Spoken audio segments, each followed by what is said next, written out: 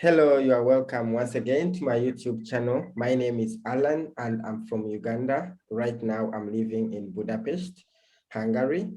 And today I'm going to have an interview with my colleague who is currently in Uganda, in Kampala, the capital city.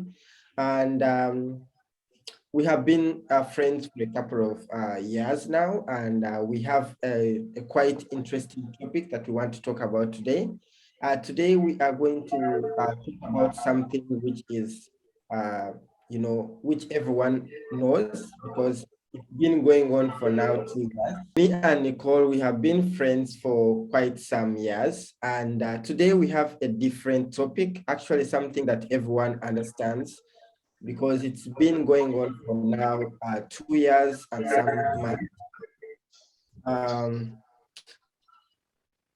We are going to talk about how COVID has affected the youth in Uganda, especially Nicole herself, since she has been in Uganda ever since she came back from India from her internship. So let me give her a chance to introduce herself so that we can go ahead and talk about this topic. Hello, Nicole.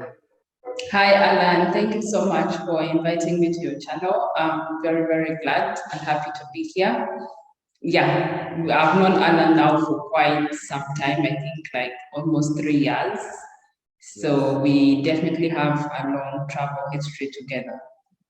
Yes, me and Nicole, we first met in India. That was 2017. Then we separated. We went back to Uganda. Then we went to Russia. But she was in a different city. I was in a different city. And then we again reunited in Uganda for a couple of days. And then we again reunited in India before I came to Hungary. And then from Nicole's side, when she finished her internship from India, then she went back to Uganda, and that's when COVID hit. So we are going to start from there. How was your experience with COVID while you are still in India? Well, my experience in India was quite tough. Especially since COVID hit, because initially I was supposed to leave India around April 2020, that was last year, but because of COVID, they ended up extending my contract until November. And it was so tough because most of the flights were super, super expensive. Like I couldn't be able to book any flight at that particular time that I wanted. And also things in Uganda were really so crazy at that time because they were, charging people like a lot of money for quarantine. You have to pay for your accommodation that was $100 per day, and this money was not even covering your meals, it was separate.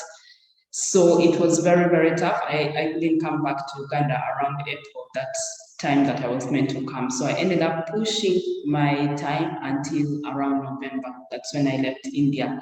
So yeah, currently I've made a year now since I came back to Uganda. Okay. And how is the situation right now in Uganda? Well, we are getting there. We are getting used to. I mean, it's COVID has really changed a lot of things over here, but we are starting to readjust slowly by slowly. So far, we've had like 2 lockdowns ever since, ever since COVID started. And right now, we are still trying to go through that whole process of vaccination in some areas and cities, but we still have quite a large number of people that haven't yet been vaccinated up to today that we speak. Yeah. Okay. And I mean, like, do people take the precautions like to stay safe, to wash their hands, to do all those things that the government wants everyone to do? Or, I mean, not just the government, but the correct thing that someone has to do for them not to get COVID? Like, how is the sensitization in Uganda, especially to the people in the village, the people in town? Is it balancing or?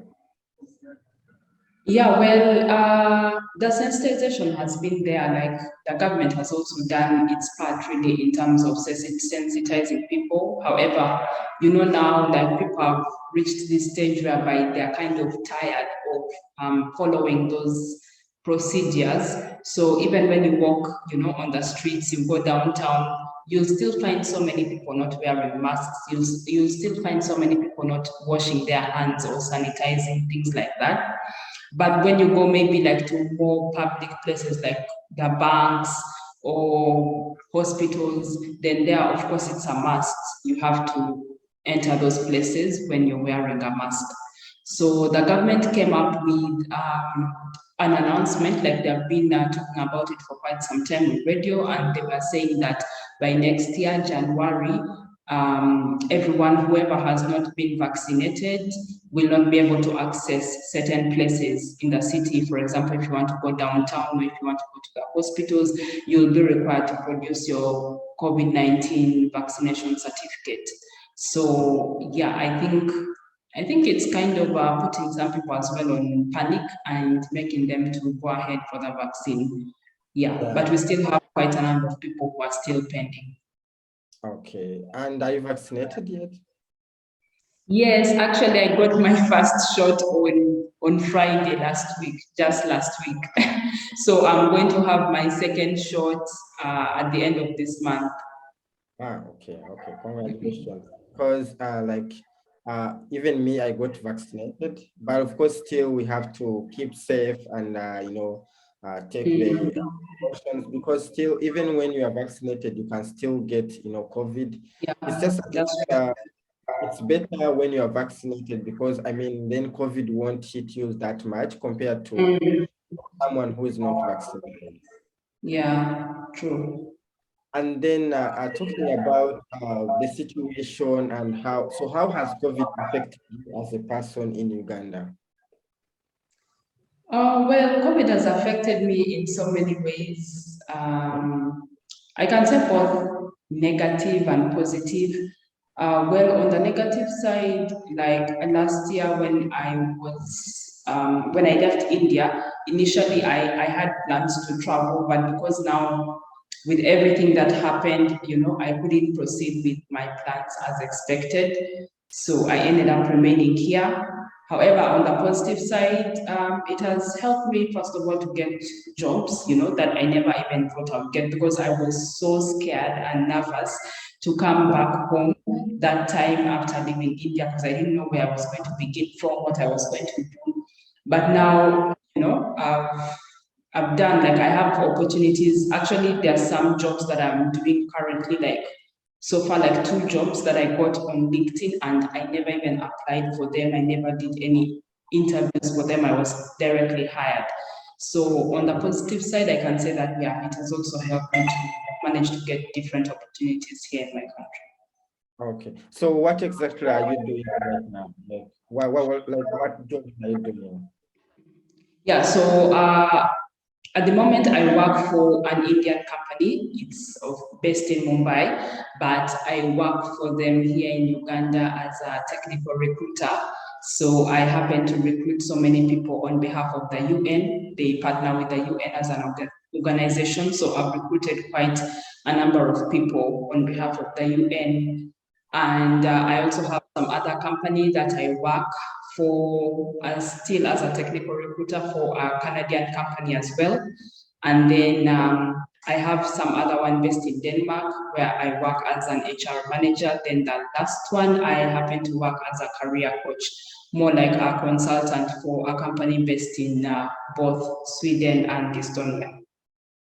Oh, that's really good, because I mean, those are like how many time differences. So like, how do you I manage? know. Because it'll be I like know. comparing to Canada, then Mumbai, which is India, then Uganda, then those are all different time zones. So how are Yes. you managing? How are you managing? Yeah, in the beginning, it was quite challenging for me because I had never done like so many different things at the same time. But as time goes on, I believe that you adapt to the schedule, the routine. So, like for example, at the moment, I'm working for the Indian company. So, of course, India is 2.5 hours ahead of Uganda. So right now, I get to work with them. And then for the Canadian one, I get to have meetings with the team like around 9 p.m., which can be like around 5 p.m. in Canada. So that's like 6 to 7 hours difference. Then, of course, I get to also balance, from time to time with the Denmark one, which is like 1 hour. We are 1 hour ahead of them.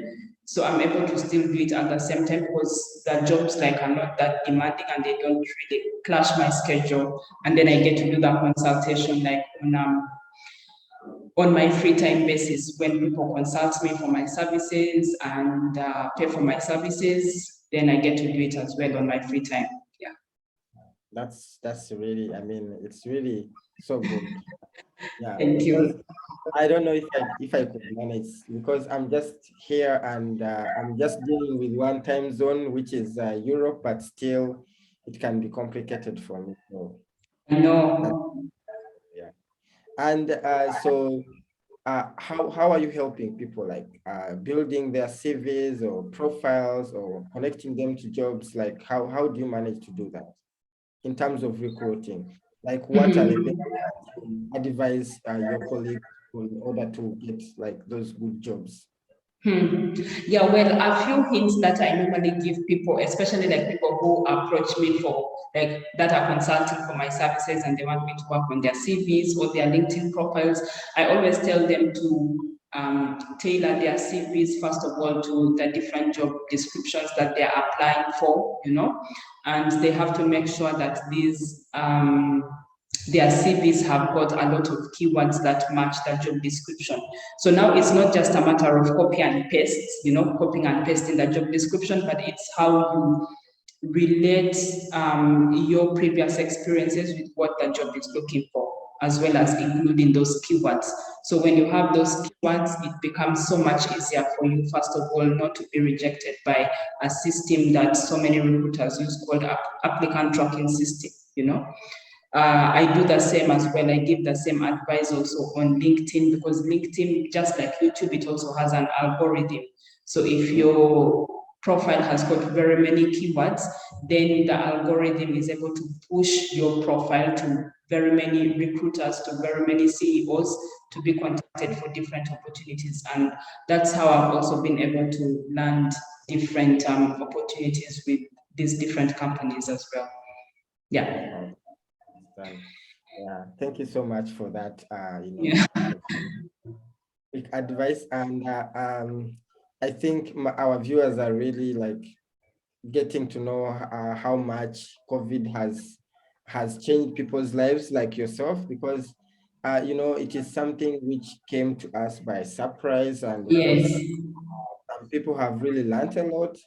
And I believe this video is going to help so many people, those who will be able to watch it and finish it and see what advice you have for the youth. So talking about Uganda, since Uganda is, it's first of all, a third world countries, like one of the third world countries. And again, I believe that most people lost jobs and most people are still home. Students are still home, like everything is still in a bad situation.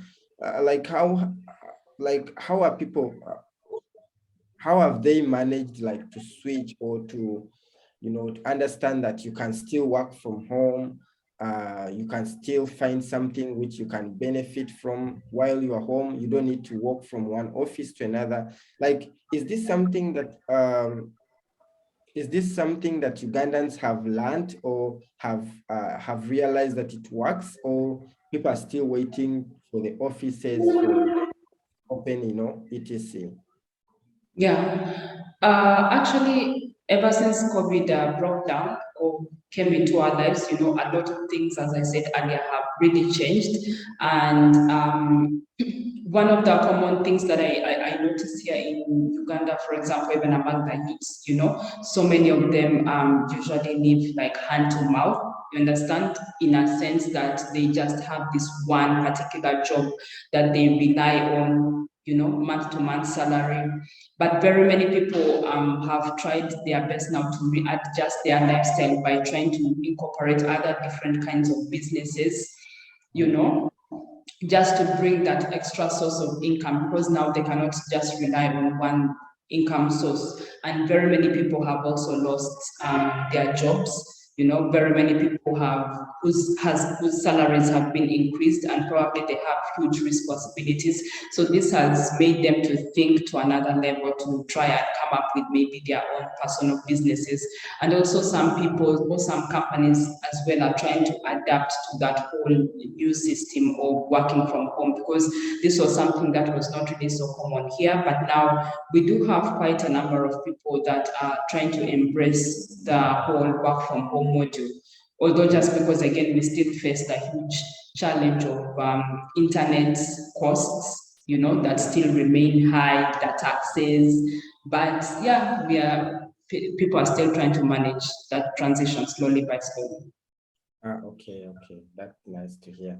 And another thing that someone would want to know, especially those people who have not traveled to Uganda or maybe to most of the African countries, like because people like, especially the youth, if we talk about the girls, I mean, they must have suffered a lot in terms of being at home, doing nothing, not having something to do like jobs, money.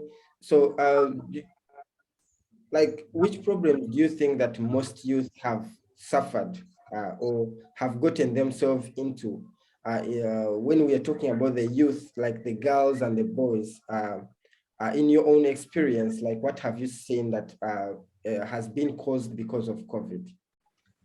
Okay, so many challenges are arisen due to this, especially now, like for example, the teenage girls in school, there have been like the number of unwanted pregnancies has shot like really, really up, but more so in the rural areas compared to the urban areas. Rape cases, you hear so many stories of teachers who end up luring their students, and then things happen. There's also a lot of unemployment as well among the youths. So many students have also dropped out of school because now they have been at home for almost close to 2 years. So many of them have lost that interest of continuing with schools, and they're now, on the streets hustling. So there's really a lot of challenges that is befalling the youths, in terms of just continuing with school and COVID. However, the government intends to reopen schools next year. We are not very sure which month. Probably that might be maybe from Feb onwards, but there are plans to reopen schools, but we are still waiting for that official confirmation. So at the moment, the only people who are able to go to schools are maybe people in higher institutions of learning, like people at the universities. Not all universities, but some government ones, like Makerere, MOOCs, those ones go to school. But the rest, I believe, are still at home and, just waiting for the government to give further instructions. Yeah. I understand. And so for the Ugandans who are right now in Uganda, and maybe they have been, frustrated, and maybe they are wondering what their future could be, what could be the advice that you could give them, the youth in Uganda who are watching? Yeah, well, one of the advice that I would say is, first of all, you should never give up on whatever dreams and goals that you have. Just because COVID has come into our lives and has changed our lives in one way or the other, does not mean that you should give up on whatever it is that you want. So continue to have, that strong heart to pursue and go after whatever it is that you want, and also continue to as well abide with the government rules, follow the rules and regulations, stay safe, wear that mask, and yeah, just continue to take care of yourself during this time. Yeah, and I think since I'm a Ugandan, I would also understand and give the same advice. Plus, if you get an opportunity to get vaccinated, I think you should go for it. I mean, I know some people are still like, wondering if this is real or if this Yes. vaccine can save lives. But I believe since it is something that very many countries have combined their efforts on, I think if you have a chance, if you hear that there is a vaccination center around your city, around your village, I think you should just go and get the vaccine and, and change your life or get better, Yeah, Yeah. definitely. Yeah, thank you so much, Nicole, for sharing your thoughts and your experience right now, since you are in Uganda, so we are getting the correct information. I mean, also, since you really wanted to come to Europe, or not just Europe, but you wanted to travel, because this is something that you have been doing ever since you finished your university. Do you think you still have hopes of traveling, or now you are comfortable in Uganda? Yes, I'm very, very comfortable here in Uganda. I am, happy with everything that I have going on. However, I still have the goals and the dreams to still proceed with my travel. So I intend to most probably do that next year. However, I still have some a business that I'm trying to set up, a recruitment agency. So I'm still trying to put all these things together before I can proceed with that, with the process of traveling. But definitely, yes, I do intend to travel next year, hopefully. Thank you so much, Nicole, for giving us that update. And for those viewers who didn't know, Nicole is also a YouTuber, and maybe she can talk about what she does on the YouTube, and also you can share with us your YouTube channel, your LinkedIn user ID, so that if someone wants to get to know you better or wants some advice or consultation, they can reach out to you. Yeah, thank you. Well, I do have a YouTube channel. It's called Kazini Talks. So on there, I get to share a lot more about career talks as well as study abroad opportunities. I have quite some information regarding some scholarship opportunities that I share over there. So yes, you can definitely check out my channel called Kazini Talks on YouTube, and on Instagram. My name is Madrigal Nikki. It's a bit tough, probably. Maybe we'll type it in the comment section or something, but yeah, I'm definitely available. And your LinkedIn page? Yes, my LinkedIn page is Nicole Letaro. Okay. Well, I will share those details in the comment section so that people can just tap on the link and go straight to your page. Okay.